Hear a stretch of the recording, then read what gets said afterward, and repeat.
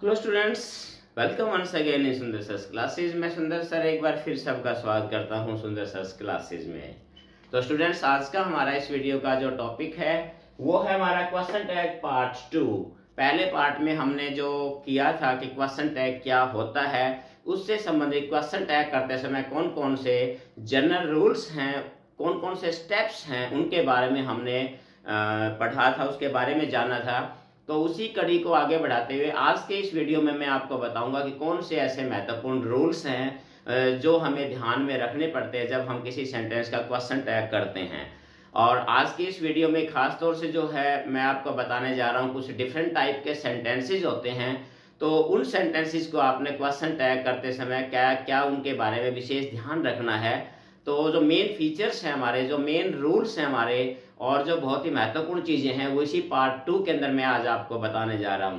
तो इस वीडियो को लास्ट तक आप जरूर देखिए, क्योंकि I am sure if you watch this video till the end that you will capable of learning everything about question tag, and I'm sure there will be no doubt remains in your minds after watching both videos related to the question tag. So students, let's start our video.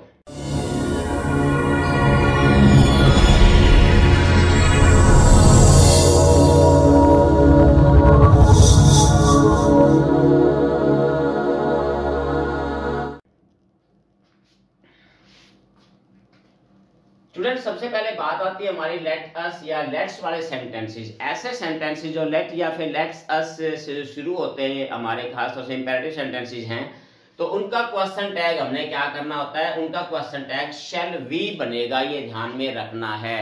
जो let us या फिर let's say शुरू होते हैं, example के तौर पर देखिए, लेट्स गो टू सिनेमा, तो क्या बनेगा इसका, शैल वी, शैल वी। जैसे let's go for a walk, shall we, let's play, shall we। तो जितने भी लेटर्स या फिर लेट्स से सेंटेंस शुरू होते हैं उनका क्वेश्चन टैग हमेशा ही क्या बनेगा, shall we बनेगा। बहुत ही कॉमन सा रूल है, आपने याद रखना है। अब बात आती है हमारे पास से कुछ ऐसे इंपेरेटिव सेंटेंस होते हैं जिनमें ऑर्डर होता है या रिक्वेस्ट होता है। कुछ ऐसे सेंटेंस जिसमें ऑर्डर या इंपेरेटिव सेंटेंस जिसमें ऑर्डर या रिक्वेस्ट होता है। ध्यान रखना, केवल वो सेंटेंसेस और इंपेरेटिव जिनमें ऑर्डर या रिक्वेस्ट होता है तो उनका क्वेश्चन टैग जो है, उनके क्वेश्चन टैग में क्या होता है, उनका क्वेश्चन टैग वांट यू बनेगा। उनका क्वेश्चन टैग क्या बनेगा, वांट यू। एग्जांपल देख सकते हैं, जैसे please come in, please come in, want you. Switch off the fan, want you. Come in, want you. तो स्टूडेंट्स, इस बात का ध्यान रखना है आपने कि इस प्रकार के जो हमारे ऑर्डर या रिक्वेस्ट वाले जो सेंटेंस होते हैं उनका क्वेश्चन टैग हमेशा क्या बनेगा, वांट यू ही बनेगा अपना, इस प्रकार से। नेक्स्ट में देखिए कि कुछ हमारे पास ऐसे इंपेरेटिव सेंटेंस होते हैं जिनके अंदर क्या होता है, या तो ऑफर होता है या फिर हमने किसी से कोई काम कहने का, यानी आस्क समथिंग, यानी हमने किसी से कोई चीज कही है या फिर हमने उसे ऑफर किया है किसी काम के लिए। तो ऐसे इंपेरेटिव सेंटेंसेस में क्वेश्चन टैग हमारा क्या बनेगा, विल यू या फिर वुड यू। ध्यान रखना, दोनों में अंतर है। ऑर्डर या रिक्वेस्ट वाले में हमने क्या बनाना है, वांट यू। लेकिन अगर कोई ऑफर किया गया है या किसी को कोई काम करने के लिए कहा गया है, सिंपली वे में कहा गया है, तो उसका जो क्वेश्चन टैग बनेगा वो क्या बनेगा, विल यू या फिर वुड यू बनेगा। इसका एग्जांपल देख सकते हैं, जैसे switch off your fan, would you. Have a rest, will you. तो यहां हमने क्या है, सिंपली स्टेटमेंट है या ऑफर किया गया किसी को, तो यहां हमने क्या करना है कि विल यू या फिर वुड यू का हमने क्वेश्चन टैग बनाते समय प्रयोग करना है।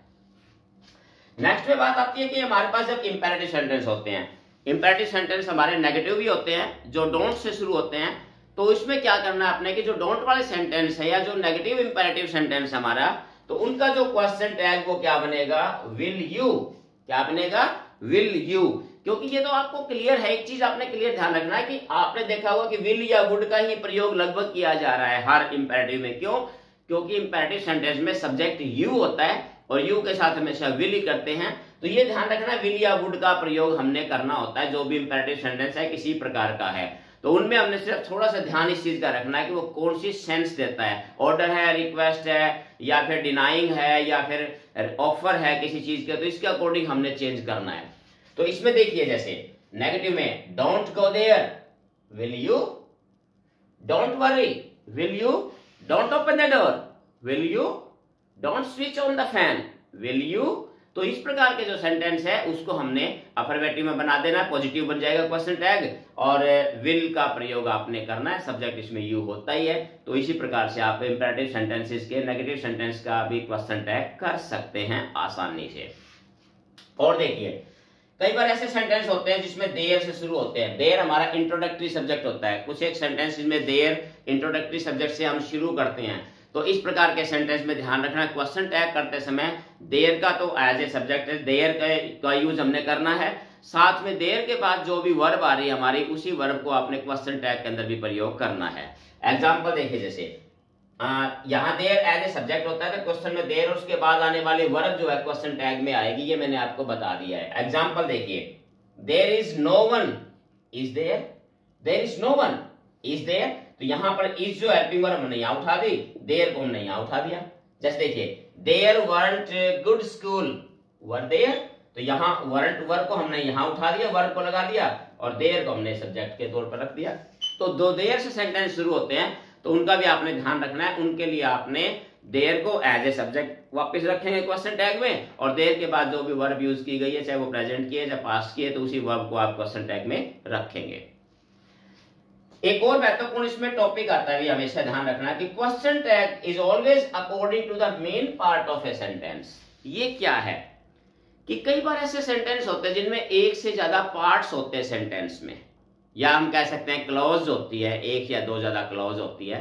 तो इसमें एक चीज ध्यान रखना है कि जो सेंटेंस का मेन पार्ट है, जो सेंटेंस का हमारा मेन पार्ट है, क्वेश्चन टैग आपने उसी पार्ट का करना है। यहां ये मैं इसलिए बोल रहा हूं कि आमतौर पे स्टूडेंट इस कंफ्यूजन में रहते हैं कि क्वेश्चन टैग हमेशा सेंटेंस का जो स्टार्टिंग वाला पार्ट होता है उसी का होता है, तो उसी के अकॉर्डिंग क्वेश्चन टैग करते हैं।